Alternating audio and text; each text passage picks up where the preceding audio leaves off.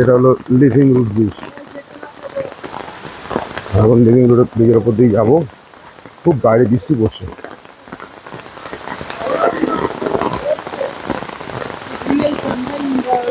দেখুন এই living root bridge তৈরি হয়েছে এই রাবার প্ল্যান্টের শিকড় দিয়ে। এটা প্রাকৃতিকভাবে তৈরি, একদম প্রাকৃতিকভাবে তৈরি।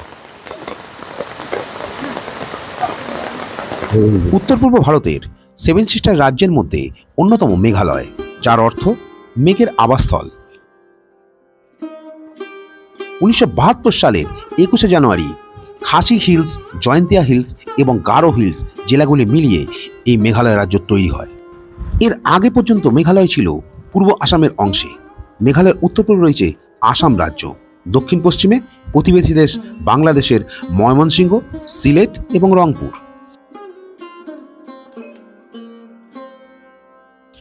মেঘালয় ভারত এবং বাংলাদেশের বাণিজ্যের অন্যতম করিডোর।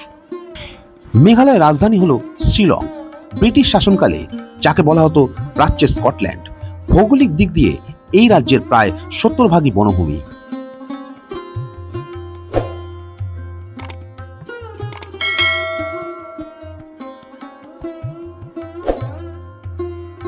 মেঘালয় পৃথিবীর সবচেয়ে আর্দ্র অঞ্চল।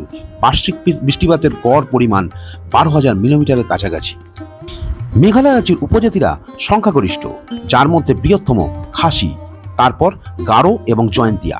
জনসংখ্যার 75%ই খ্রিস্টান। এই হলো মেঘালয় রাজ্যের সংক্ষিপ্ত পরিচয়।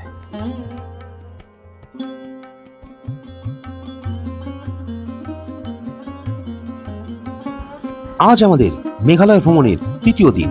শুরু হচ্ছে ডাউকি থেকে চেরাপুঞ্জি। ডাউকি থেকে আমরা যাব চেরাপুঞ্জির পথে। যেতে যেতে দেখে নেব ভারত বাংলাদেশের বাণিজ্যিক পথ, লিভিং রুট ব্রিজ এবং এশিয়ার সবথেকে পরিষ্কার গ্রাম মাওলিলং ভিলেজ। সূর্যোদয় থেকে সূর্যাস্ত এর মধ্যে যতগুলি টুরিস্ট স্পট কভার করা যায় ততই ভালো, তাও আবার বৃষ্টির মৌসুমে। বন্ধুরা, আমি বিশ্বজিৎ রয়েছি আপনাদের সঙ্গে। তবে চলুন দেরি না করে বেরিয়ে পড়া যাক।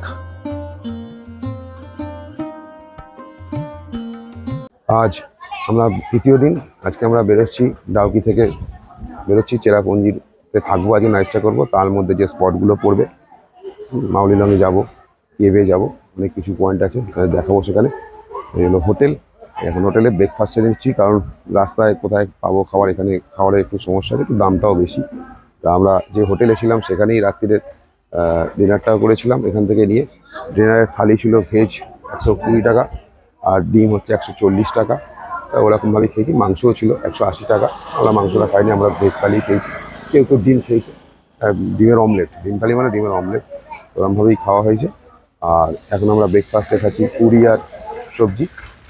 এখানে খেয়ে এবারে আমরা রওনা দেবো। আর দুপুরের লাঞ্চটা আমরা রাস্তায় কোথাও সেরে নেবো। চলুন তাহলে।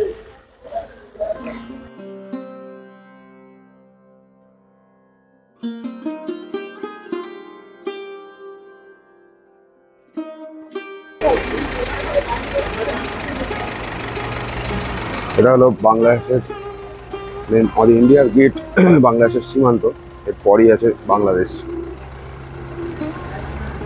আমরা দাঁড়িয়েছি এখন একদম বর্ডার লাইন। এটা হলো ইন্ডিয়ার শেষ সীমান্ত, ভারতবর্ষের শেষ সীমান্ত এখানে। এরপরই শুরু হচ্ছে বাংলাদেশ।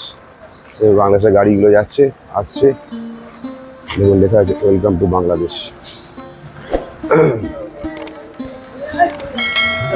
আমরা এখন এখানেই ছিলাম ডাউকিতে, বলেছিলাম ডাউকির পাশে হচ্ছে বাংলাদেশ সীমান্ত আছে, দেখাবো। চলে এসছে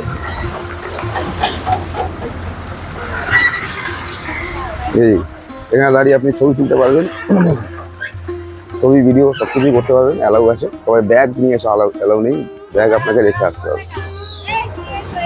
আমরা এখন দাঁড়িয়ে আছি বাংলাদেশ সীমান্তে, সবাই দাঁড়িয়ে আছি। এখান থেকে শুরু বাংলাদেশ, যে গেট দেখছেন এটা, ওঠার পরেই হচ্ছে বাংলাদেশ।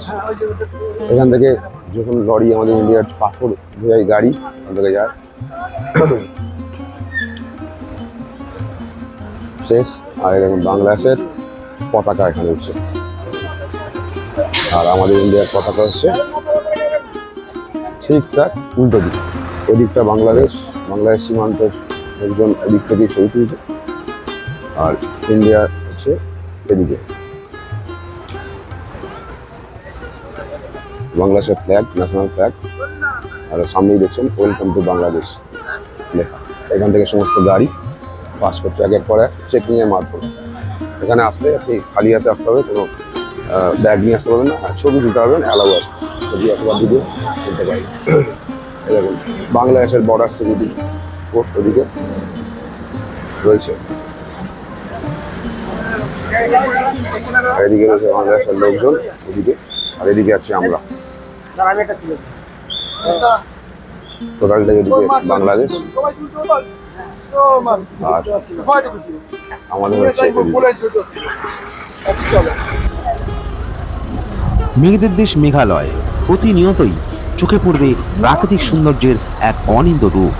এটা আমরা যাচ্ছি এখন ডাউকি লেকের ওপর, যে ব্রিজটা দেখেছিলাম আগের দিনকে, সেই ব্রিজের ওপর দিয়ে আমরা নেক্সট ডেস্টিনেশনের দিকে অগ্রসর হচ্ছি।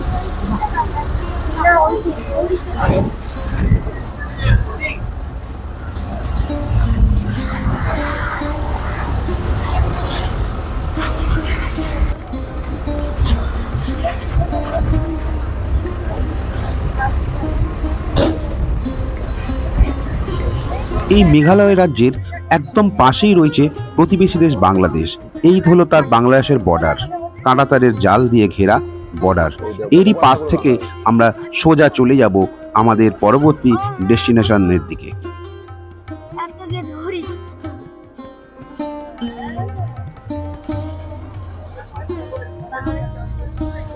এই জায়গাটার কথাই বলছিলাম, এখানে ভালোভাবে করা। এটা বাংলাদেশের লোকাল বাংলাদেশ না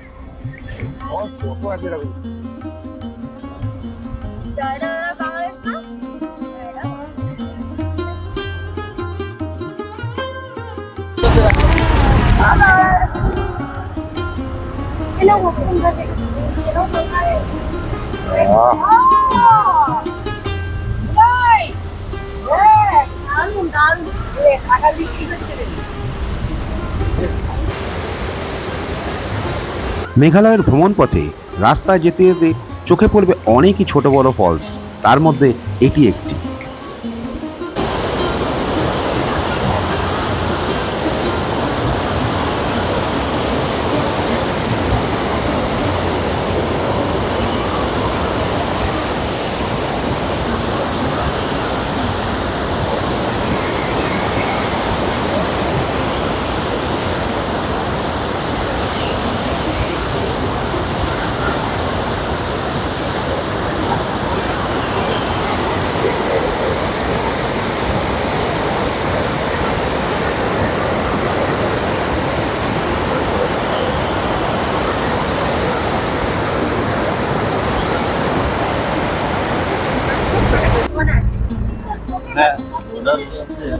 এরকম আর পাঁচ বছর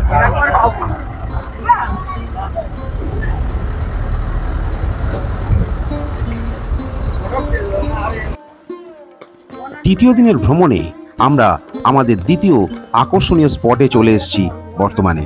তবে এই স্পটটি না দেখলে মেঘালয় ভ্রমণ বৃথা। এটি হলো সিঙ্গেল রুট ব্রিজ। এটি হলো পার্কিং স্পট, আর আশেপাশে সব ফল বিক্রেতারা নানা রকম অর্কিড ফল বিক্রি করছে এখানে, যেখান থেকে আপনি কিনে খেতে পারবেন। তবে এখানকার আসলে আনারস অবশ্যই খাবেন, আনারস খুব বিখ্যাত, খুব মিষ্টি। তবে দাম এখন বর্তমানে 100 টাকা 150 টাকা, তবে দরদাম করে অবশ্যই নেবেন। আর আমরা এখন চলছি এই সিঙ্গেল রুট ব্রিজের যে রাস্তাটা আছে, এই রাস্তাটা খুব একটা ভালো নয়, এরকম পাথরের রাস্তা। আর এটি হলো টিকিট কাউন্টার। এটা হলো লিভিং রুট ব্রিজ রাস্তা এটা, আর এটা হলো টিকিট কাউন্টার। এখানে পার হেড 40 টাকা করে টিকিট এখানে যাওয়ার জন্য। আমরা টিকিট কেটে নিচ্ছি এখন। রাস্তাটা অনেক উঁচু থেকে নিচু, আমাদের নিচে যেতে হবে। পরীক্ষাটা হয়ে গেছে, এখন আমরা চললাম নিচের দিকে। হ্যাঁ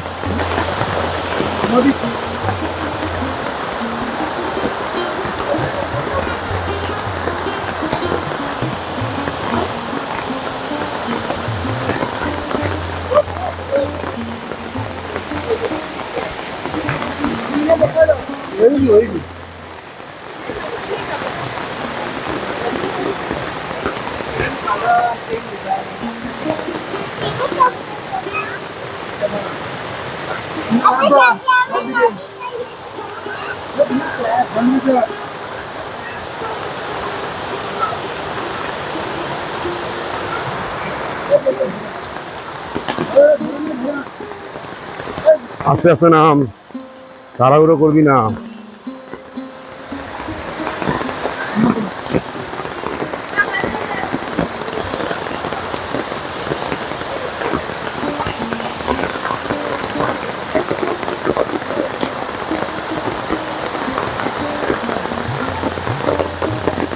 এটা হলো লিভিং রুট ব্রিজ। এখন লিভিং রুটের ব্রিজের ওপর দিয়ে যাবো। খুব বাইরে বৃষ্টি পড়ছে।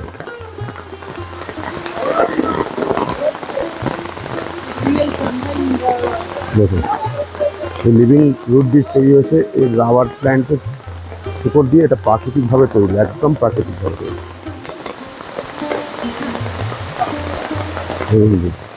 খাসিয়া উপজাতিরা এখানে তৈরি করেছিল এই ব্রিজ, প্রায় 200 বছর আগে তৈরি এই ব্রিজ।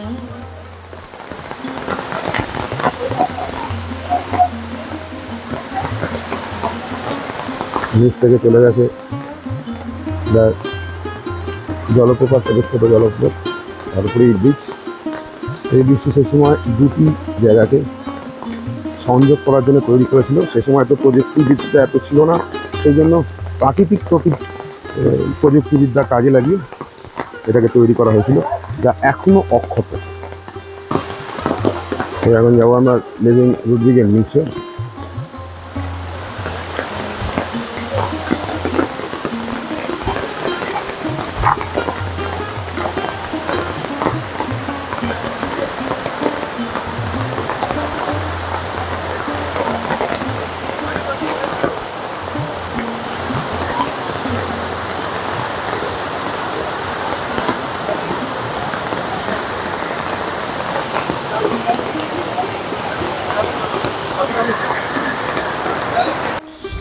মেঘালয়ের এক মূল সেতু যা লিভিং রুট ব্রিজ নামে পরিচিত।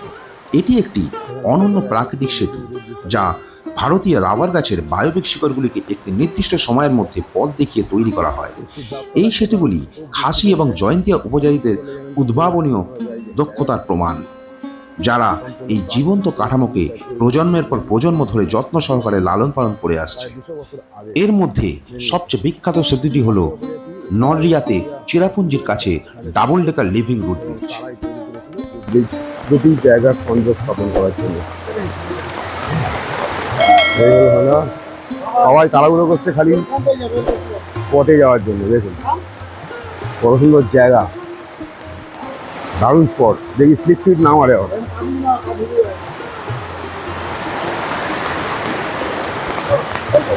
বাইরে খুব বৃষ্টি, ছাতা নিয়ে দাঁড়িয়ে আগে ছবি তুলছি। আগে যা যা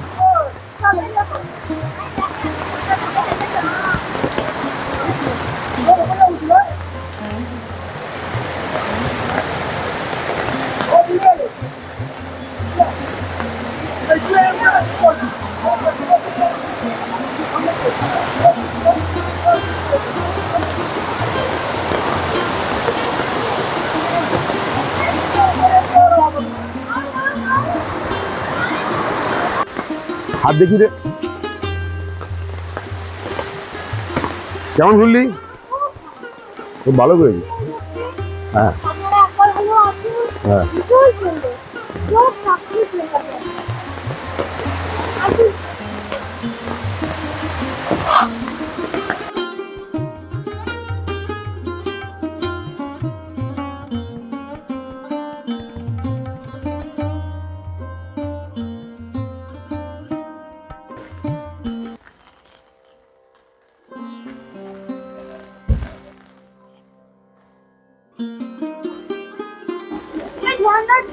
মাউলিলং গ্রাম। মাউলিলং হলো ভারতবর্ষের মেঘালয় রাজ্যে অবস্থিত একটি খাসি প্রজাতির গ্রাম। এটা এশিয়ার মধ্যে সবচেয়ে বৃহত্তম ক্লিনেস্ট সিটি হিসেবে পরিচিত স্বীকৃতি পেয়েছে। এটা হচ্ছে 2003 সালে।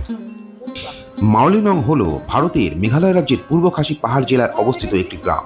এটি মাতৃতান্ত্রিক সমাজ ব্যবস্থা এবং এশিয়া মহাদেশের সবচেয়ে পরিষ্কার পরিচ্ছন্ন গ্রাম হিসাবে পরিচিত।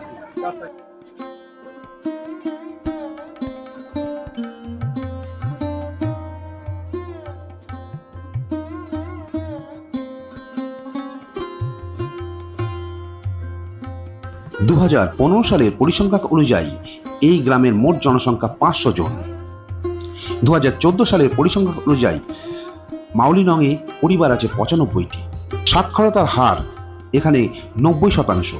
এই গ্রামের লোকেদের উপার্জন প্রধান উৎস হচ্ছে কৃষিকাজ এবং সুপারি তাদের প্রধান শস্য। এই গ্রামে দলবদ্ধ হয়ে খাসিয়া সম্প্রদায়ের লোকেরা বসবাস করে। এটা হলো স্কাই ভিউ পয়েন্ট, মাউলিনং গ্রামের মধ্যে অবস্থিত। ভেতরে এখান থেকে এই বাসে করে ট্রির ওপরে উঠে এটা আছে, এখানে এন্ট্রি ফি 30 টাকা। উপরে উঠে আপনি এটা দেখতে পাবেন, পুরো ভিউ পয়েন্টটাকে পাবেন। 30 টাকা। এটা বিগেস্ট এশিয়ার সবচেয়ে বৃহৎ পরিষ্কার শহর হিসাবে, গ্রাম হিসাবে পরিচিত।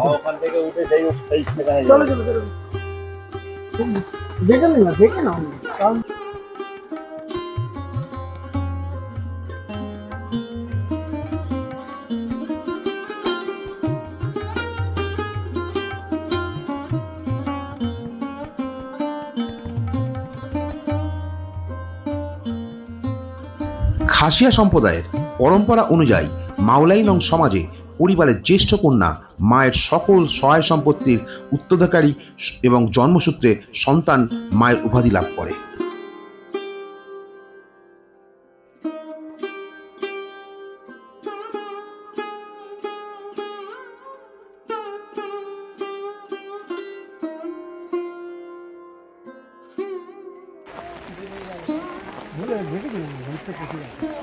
এখানে হোমস্টে প্রচুর পরিমাণে।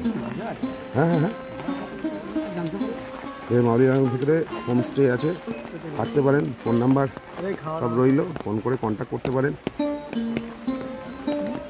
হোমস্টে দেখুন।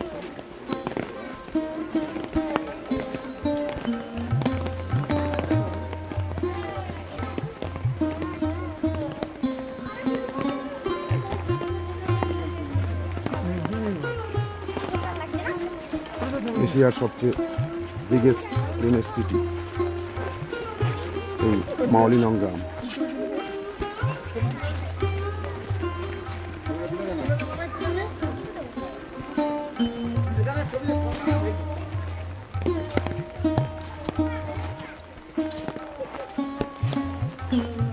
চতুর্দিক পরিষ্কার, রাস্তায় একটাও নোংরা দেখতে পাবেন না।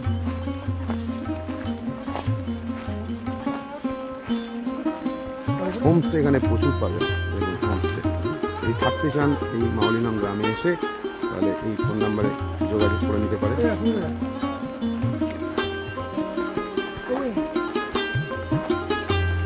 প্রচুর দুদিক জুড়ে প্রায় হোমস্টে রয়েছে। পরিষ্কার পরিচ্ছন্নতার জন্য মাউলাইনং গ্রাম পৃথিবী বিখ্যাত। নির্দিষ্ট দূরত্বের পরপর বাঁশের তৈরি ডাস্টবিনে ময়লা সামগ্রী জমা করা হয় এবং তা থেকে জৈব সার প্রস্তুত করা হয়। ভ্রমণ বিষয়ক ম্যাগাজিনে ডিসকভারি ইন্ডিয়া 2003 সালে এই গ্রামকে এশিয়ার সব থেকে পরিষ্কার এবং 2005 সালে ভারতের সব থেকে পরিষ্কার গ্রাম হিসাবে ঘোষণা করেন।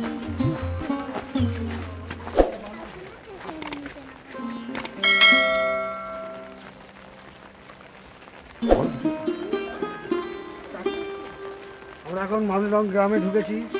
দেখি কেমন সাদা হাফ প্যান্ট পরে। এখানে একটা রুমাল বেরিয়ে আছে। কেমন লাগছে ম্যাডাম আপনার এখানে এসে? কেমন লাগছে? খুব ভালো লাগছে। চতুর্দিকে পরিষ্কার? আপনারাও আসুন, খুব পরিষ্কার। আপনার কেমন লাগছে? শান্ত পরিবেশ। হ্যাঁ, খুব সুন্দর। শুধু বৃষ্টিটা হয়ে নেচাকার করে দিই। না, বৃষ্টি হয়েছে বলে আরো বেশি আরো বেশি ভালো লাগছে। এই সৌন্দর্যটা আরো বেশি লাগছে। দিকটা কি সুন্দর রুমা দেখো, ওই যে বাড়ির এটা উঠেছে, সিঁড়িগুলো দেখো। সব হোমস্টে এগুলো, এখানে প্রচুর হোমস্টে সব ধরে বুঝেছে।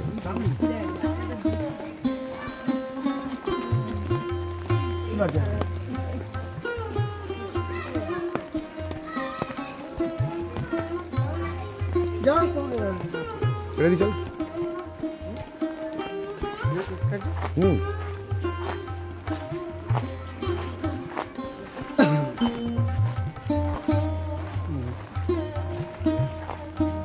কি রেস্টুরেন্ট আছে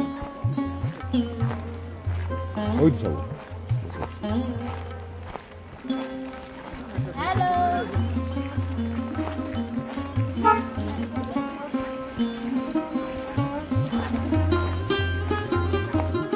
সেই পাথরটা তুই যেটা ছবিতে দেখছিলি।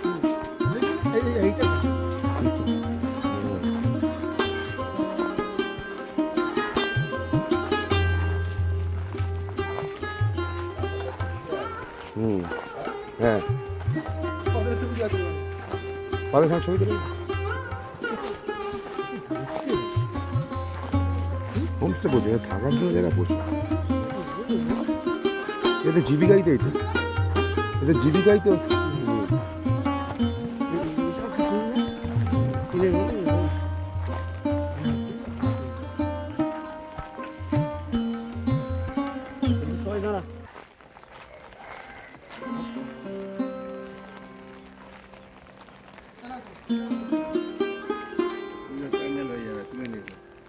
এই দিকটাও আছে। এই যেটা মানে কি দিকে নিয়েছে? হ্যাঁ অবশ্যই নিচে। কি আছে অবশ্যই দিকে। হ্যাঁ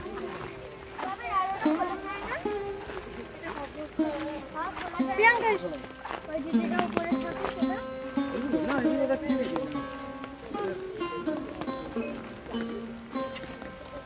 নিচে সমাধি। ওর নিচে, মানে ওর মধ্যে বুঝলে মনে থাকতে পারবে। আমরাই নষ্ট হয়ে কি এটা ডাস্টবিনে পাল্টায় এতে ভর্তি সব দিয়েছে।